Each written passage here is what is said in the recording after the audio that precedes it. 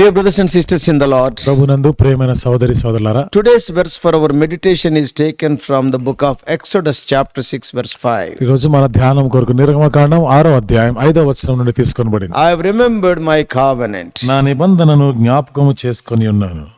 Exodus 6:5 is so beautiful when we think about it. నిర్గమకాండం 6వ అధ్యాయం 5వ వచనం ఆలోచన చేస్తున్నప్పుడు ఎంతో రమ్యమైనటువంటి మాటలు. Here are God's people as slaves in Egypt and they are suffering. ఇక్కడ దేవుని ప్రజలైన వారు ఐగుప్తు దాసత్వంలో ఉండి బాధల్లో అనుభవిస్తున్నారు. And they don't understand why this is happening. ఎందుకు ఇట్లా జరుగుతా ఉందో అనేది అర్థం కాలేదు వాళ్ళకి. See, we have to understand one thing. ఒక విషయాన్ని అర్థం చేసుకోవాలి. Babylonian captivity is because of their rebellion. బబులోను యొక్క చెర దాసత్వమేమో వాళ్ళ తిరుగుబాటును బట్టి వచ్చింది. Because of their idolatry. వాళ్ళ విగ్రహారాధన బట్టి సంభవించింది. Egyptian slavery is not like that. ఐగుప్తు బానిసత్వం అట్లాంటిది కాదు. Out of the sovereignty of God, God told Abraham, your people will go to a land which is not their own. దేవుని యొక్క సార్వభౌమత్వాన్ని బట్టి దేవుడు అబ్రహాంతో చేసే నీ సంతతి వారు తమది కాని పరాయి దేశానికి వెళ్తారు. Yeah, actually they do not know their God fully at that time. వాస్తవంగా అప్పటికి వారి దేవుని పూర్తిగా ఎరగరు వాళ్ళు. Because Abraham believed in God. అందుకని అబ్రహాము దేవుని నమ్మినాడు. So as per the plan of God, counsel of God, they have gone to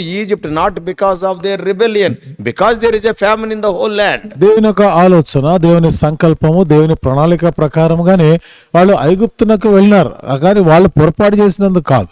అక్కడ కరువు వచ్చిన కారణాన్ని బట్టి వాళ్ళు పోయినారు. That's why they are not able to understand why this is happening to them. అందుకనే ఎందుకు ఇది అంత సంభవించిందో వాళ్ళకి అర్థం కాలేదు. But God will show himself faithful to all his promises. అయితే దేవుడు తాను చేసిన వాగ్దానాలన్నిటి వల్ల నమ్మదగిన వాడుగానే ఉన్నాడు. Even in the valley of shadow of death, God is faithful. గాఢాంధకారం లోయలో కూడా దేవుడు నమ్మదగిన వాడుగానే ఉంటాడు. We know that God is faithful to all his promises. దేవుడు తాను చేసిన వాగ్దానాలన్నిటి కూడా నమ్మదగిన వాడు అనే సంగతి మనకు తెలుసు. The Israelites have been there a long time and God says, I hear their groaning. ఇశ్రాయేలు చాలా కాలంగా ఆ ప్రాంతంలో ఉండినారు. దేవుడు చెప్తున్న మాట, నేను వారి మొర నేను ఆలకించినాను, మూలుగును విన్నాను. And I hear their cries and I remember my covenant. వారి మొర విన్నాను, నేను నిబంధనను జ్ఞాపకం చేసుకుంటాను. Obviously God is omniscient, he doesn't forget anything. మనం చూస్తాం దేవుడు సార్వభౌమ గల దేవుడే, ఆయన ఏది మర్చిపోయేవాడు కాదు. But here he is saying, ఇక్కడ ఆయన చెప్తున్నాడు, I know I have promised to bring them out of this. నేను వీటి నుండి వారిని విడుదల చేస్తున్న సంగతి నేను ఎరిగి ఉన్నాను. What flows from this in verses 6, 7 and 8 is 6, 7, 8 వచనాల్లో ఉన్నటువంటి ఈ సంగతులు ఏమిటి అంటే, it is just a litany of promises God says over and over and over again. దేవుడు మరలా పదే పదే చెప్తున్నటువంటి వాగ్దానాలను చూస్తున్నాం. I will. నేను చేస్తాను. Ultimately he says, I will be faithful to my promise. చివరిగా నేను చేసిన వాగ్దానం ఎడల నేను నమ్మదగిన వాడుగానే ఉంటాను. I share this verse because I am pretty confident there are some people who are listening to this right now. ప్రస్తుతం ఇప్పుడు ఈ మాటలు వింటున్నారు కాబట్టి వారిని బట్టి నేను ఈ మాటలు, some people are there who are listening to this word. ఈ రోజు ఈ మాటలు వింటున్న వారు ఉన్నారు కదా. I believe that some of them are in such a place, they are in the middle of the valley today. వారిలో కొందరు బహుశా ఈ రోజు ఇలాంటి ఆ లోయలో మధ్యలో ఉన్న పరిస్థితులు ఉంటారు. A trial, a struggle, a hurt, a pain, a suffering, a variety of different problems. కష్టము, ఇరుకు, ఇబ్బందులు, బాధలు, రకరకాల సమస్యల్లో ఉండొచ్చు. You are not in the beginning of the problem or end of the problem, you are in the middle of the problem. ఇప్పుడు సమస్య ఆరంభంలో లేవు లేదా సమస్య ముగింపులో లేవు, బహుశా సమస్యకి మధ్యలో ఉండుంటావు. That is your condition. ఒకవేళ అదే నీ పరిస్థితి అయితే, I just want to remind you that God of the universe, the creator of all, sustainer of all, he hears your cries. విశ్వాన్ని సృష్టించినటువంటి దేవుడు, అందరిని కూడా ఆదుకునేటువంటి ఆ దేవుడు నీ మొరను వింటున్నాడు అని నేను జ్ఞాపకం చేస్తాను. He hears your groans. నీ మూలుగును కూడా ఆయన వింటున్నాడు. He knows the promises he has made to you. నీతో చేసిన వాగ్దానాలు ఆయనకు తెలిసే ఉన్నవి. He has not forgotten them and he will show himself faithful to those promises. వాటిని ఆయన మరచిపోలేదు. ఆయన చేసిన వాగ్దానాల ఎడల నమ్మదగిన వాడుగానే ఉంటాడు, ఖచ్చితంగా చేస్తాడు. ఆయన Look to him. ఆయన వైపు చూడు, Cry out to him. ఆయనకు మొరపెట్టు, Cry out to him day and night. దివారాత్రంలో ఆయనకు మొరపెట్టు. And know that your cries are not in vain. నీ మొరలు వ్యర్థం కాలేదు అన్న సంగతి నువ్వు ఎరగాలి. Your groans are not in నీ vain. మూలుగులు వ్యర్థమైన అనుకో. God hears you. God knows his promises to you.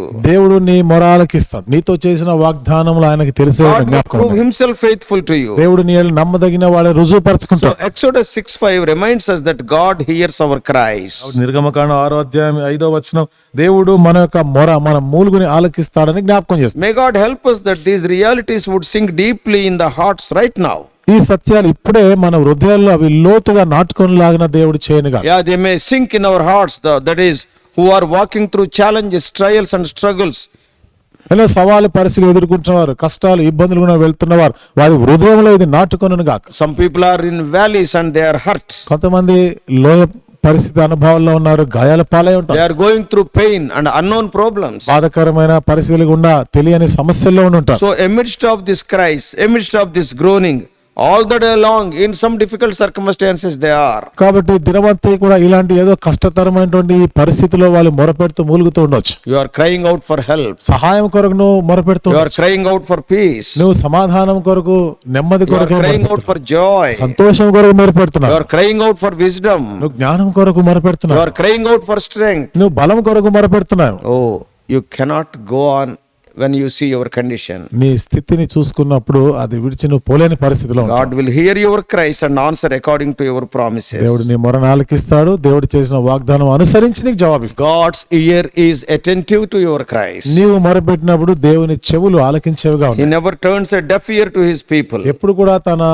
ప్రజల ఎడల ఆయన పెడచెవి పెట్టేవాడు కాదు. And he never forget his promises. తాను చేసిన వాగ్దానాలు ఎన్నడూ మర్చిపోడు ఆయన. God shows himself faithful to his promises. దేవుడు తన వాగ్దానాలను నమ్మదగిన వాడుగా రుజువుపరుచుకుంటాడు. Again it says throughout the scripture, అలా లేఖనాలు అన్నిట్లో చెప్పబడిన మాట, in many different yet related ways, that we are fallen and need to turn back to God through faith in Christ. అనేకమైన వేరు వేరు పరిస్థితుల్లో మనం ఎక్కడో జారిపోయిన వారమే, దేవుని వైపుగా మనం తిరగవలసిన వారమే The ఉన్నాం. Old Testament teaches this and Jesus and the apostles also teach that. పాత నిబంధన అదే బోధిస్తుంది, అపోస్తలులు కూడా వాటిని బోధిస్తారు. In Matthew 19:26 you can read later. మత్తయి సువార్త 19వ అధ్యాయం 26వ వచనాన్ని మీరు తర్వాతైనా చదవండి. Our best efforts will not secure our safety. చూడండి, మనం ఎంత గొప్పగా ప్రయాసపడినా గానీ మనకు భద్రతని ఇవ్వలేవు. The only way we can be saved is by the grace of God through faith. మనం తప్పించబడి రక్షించబడేదానికి కేవలము విశ్వాసం ద్వారా దేవుని యొక్క కృప చేతనే జరుగుతుంది. Laying hold of the Savior himself, that is Jesus Christ. రక్షకుడు అంటే యేసుక్రీస్తు ప్రభువాన్ని మనం హత్తుకొని ఉండటం వల్ల He gave his life for us. ఆయన మన కొరకు తన ప్రాణం పెట్టినాడు. 1 Timothy chapter 2 verses 5 and 6. తిమోతికి రాసిన మొదటి పత్రిక 2వ అధ్యాయం 5-6 వచనాలు. What's amazing is that many biblical writers explain the nature of our captivity to sin. కాబట్టి మన స్వభావం, పాపానికి సరిపడిన స్వభావం గురించి ఎంతగా ఈ ప్రజలు చెప్పారో మనకు తెలుసు. Many of the Old Testament Bible writers, పాత నిబంధనలు అనేక మంది బైబిల్ రచయితలైన వారు nature of our captivity to sin, they compare it with the events of the Old Testament in the book of Exodus. మనము పాపానికి చెరపట్టబడిన ఈ నైజము పాత నిబంధనలో అనేక సందర్భాల్లో దాన్ని పోల్చి చెప్పినారు.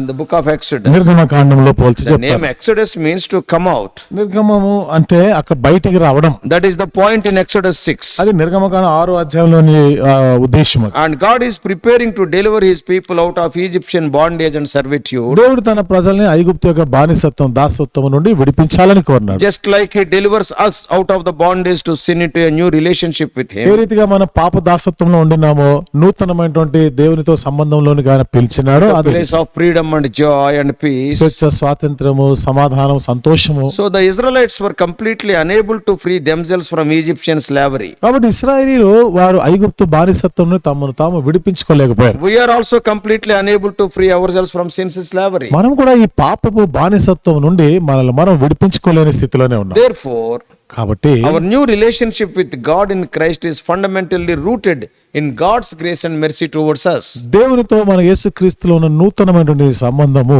దేవుని యొక్క కృప, కనికరం అనేటువంటి పునాది పైన ఆధారపడింది. We see all these things in the rest of the verses of Exodus chapter 6. ఈ సంగతులన్నీ కూడా నిర్గమకాండం 6వ అధ్యాయంలోని తర్వాత వచనాల్లో మనం చూడొచ్చు. When we see God's grace, దేవుని కృపను మనం he చూసినప్పుడు remembered us, ఆయన మన జ్ఞాపకం he చేసుకున్నాడు, redeemed us, మనల్ని విమోచించినాడు, he restored us. మనల్ని సమకూర్చాడు ఆయన. Let us begin by noting in Exodus 6:5 నిర్గమకాండం 6వ అధ్యాయం 5వ వచనంతో మనం గమనిస్తూ దాన్ని ఆరంభిస్తూ, that grace, that is actually he remembers us. కృప అంటే వాస్తవంగా దేవుడు మనల్ని జ్ఞాపకం చేసుకున్నాడు. God remembers us in our plight.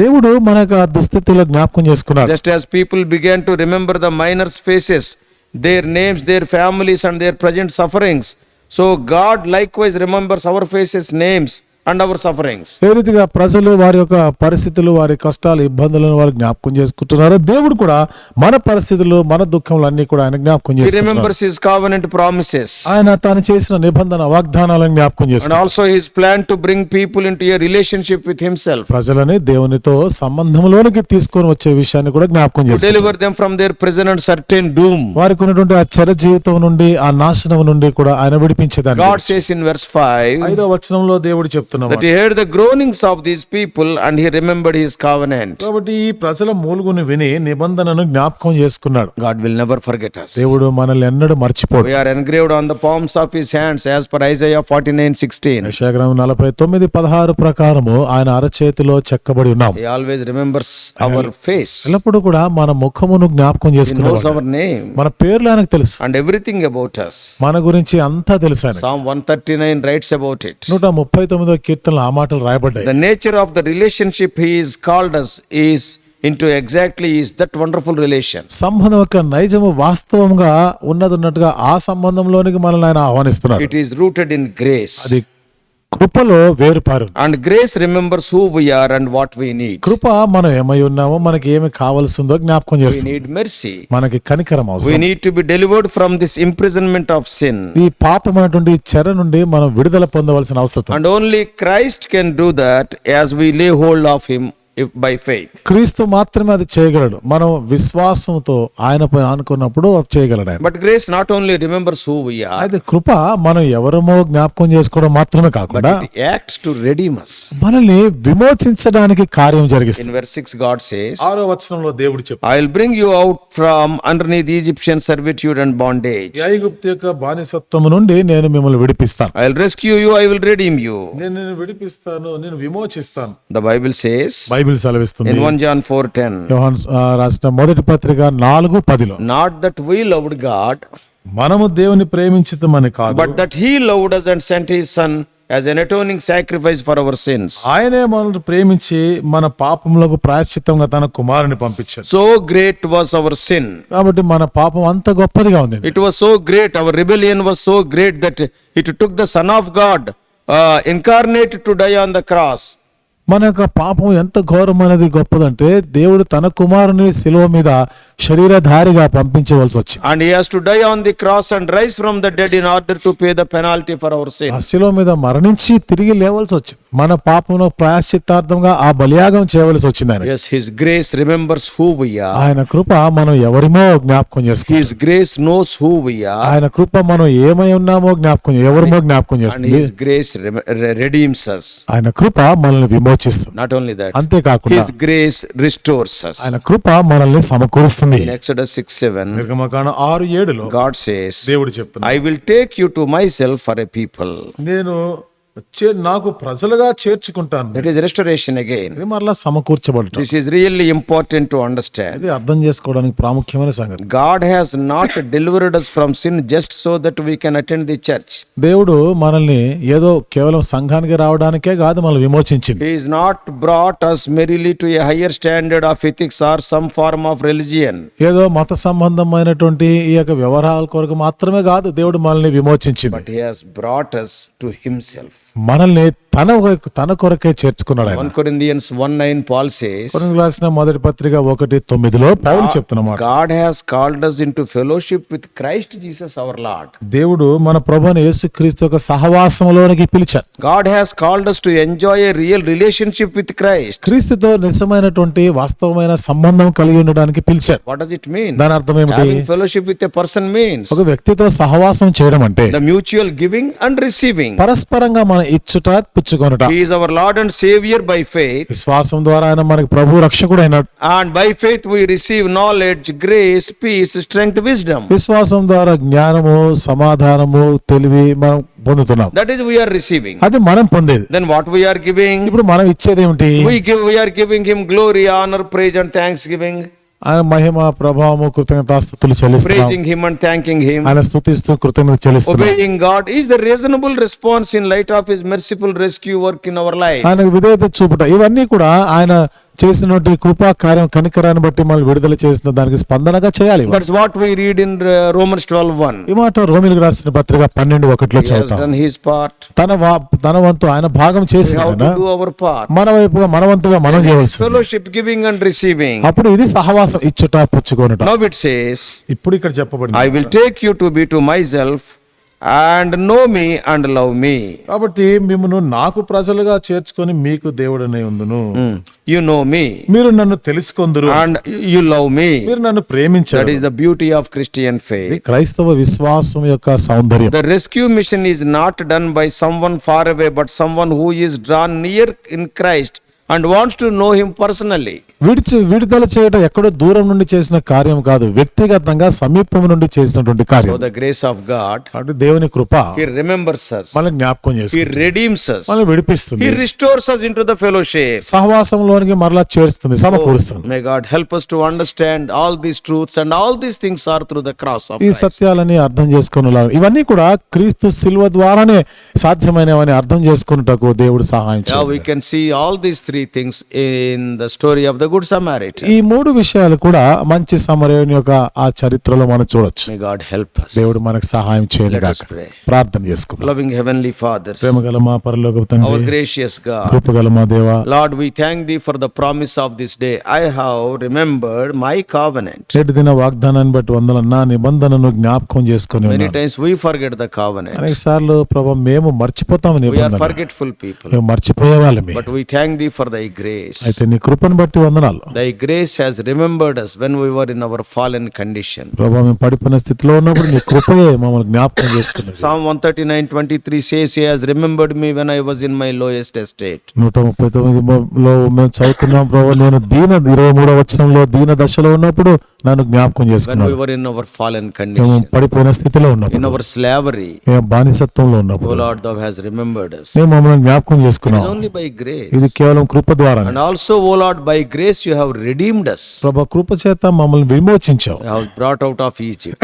ఐగుప్తు నుండి మమ్మల్ని విడిపించావు. But you have not left us in the wilderness. అయితే అరణ్యంలో విడిచిపెట్టేయలేదు, You have restored us. మమ్మల్ని సమకూర్చినావు. Once again, you have given us the land which you have promised to Abraham, Isaac and Jacob. మరొకసారి Abraham, ఇస్సాకు, యాకోబులతో మీరు వాగ్దానం చేసిన ఆ దేశాన్ని మాకు ఇచ్చారు. Thank you, Lord. నీకు వందనాలు చెల్లిస్తున్నాం. Help us to be faithful unto Thee and grateful unto Thee all the days of our life. మా జీవిత కాలం అంతా కూడా నమ్మకస్తులుగాను కృతజ్ఞులై ఉండటకు సహాయం చేయి. You are our Redeemer, You are our Rememberer, Redeemer and Restorer. నువ్వు మా విమోచకుడు, జ్ఞాపకం చేసుకునేవాడు, సమకూర్చేవాడి. Oh Lord, we thank You. దేవా మీకు వందనాలు In చెల్లిస్తున్నాం. Jesus' precious name we pray. యేసు ప్రభువు వారి ప్రశస్తమైన నామములో ప్రార్థించి వేడుకుంటున్నాము తండ్రి. Amen. ఆమేన్.